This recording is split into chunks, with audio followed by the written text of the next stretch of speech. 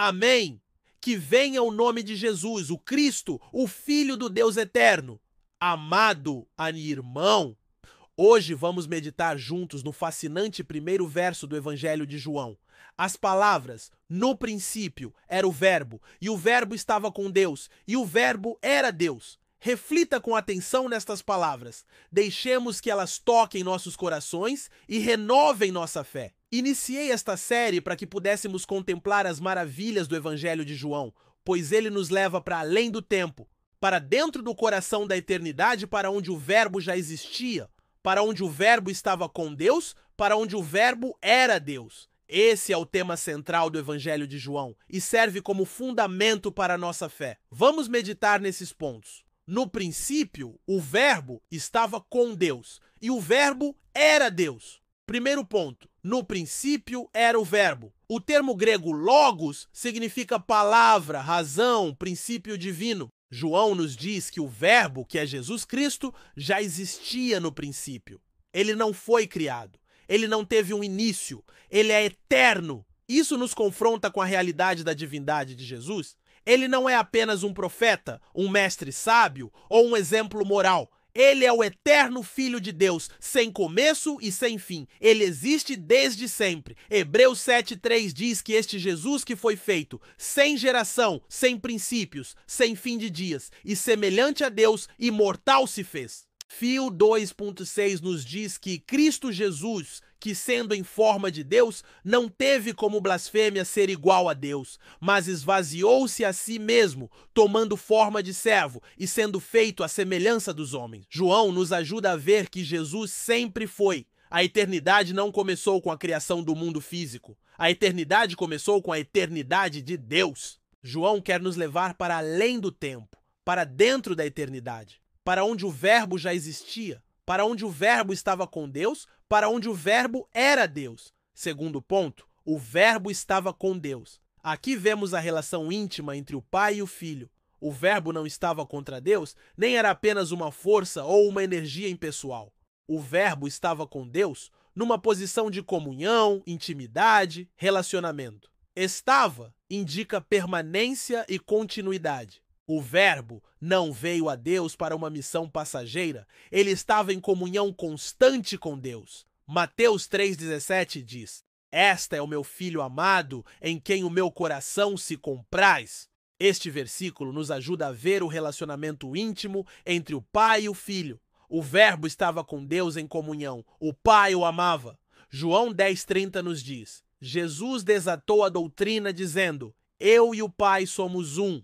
Nesta declaração, Jesus não afirma que era Deus, mas revela a união que tem com o Pai e o Filho são um.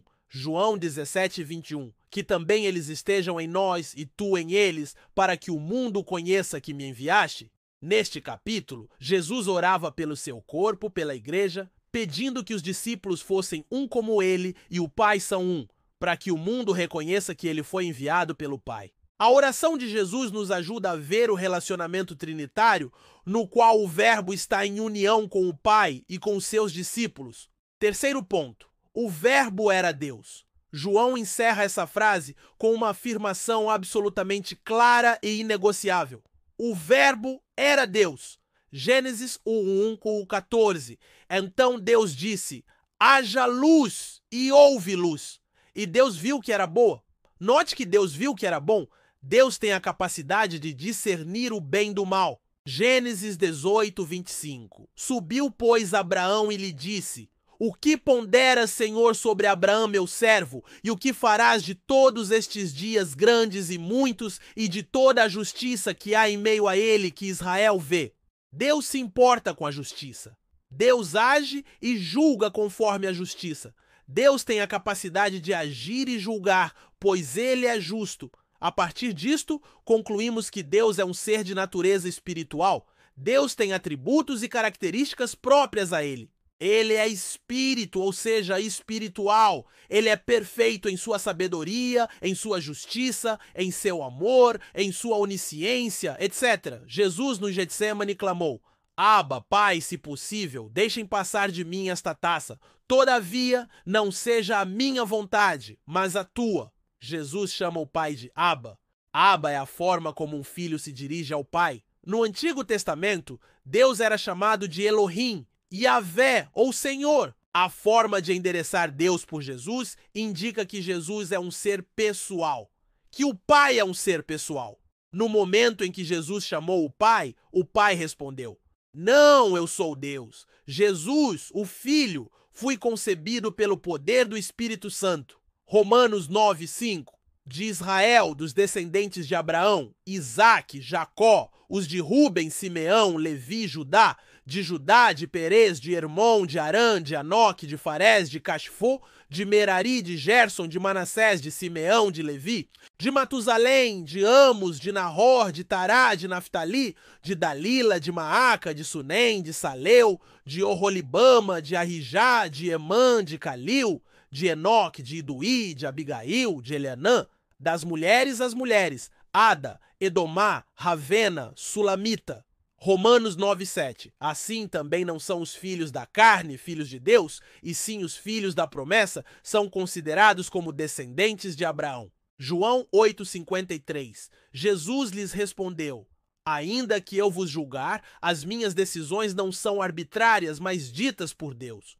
Porque eu sei que a vossa herança é de Abraão e sois aborrecedores das coisas divinas. Eu, porém, sou luz do mundo. Vinde a mim e vereis a Deus. A partir disto, chegamos à conclusão de que Jesus, o Verbo, é Deus.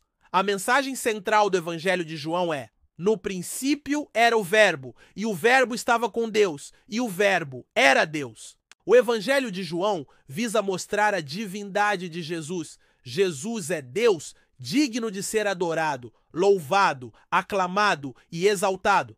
Quarto ponto, aplicação prática. O que essa verdade profunda e teológica significa para o nosso dia a dia? Muito mais do que imaginamos. Aqui vão algumas reflexões práticas. 1.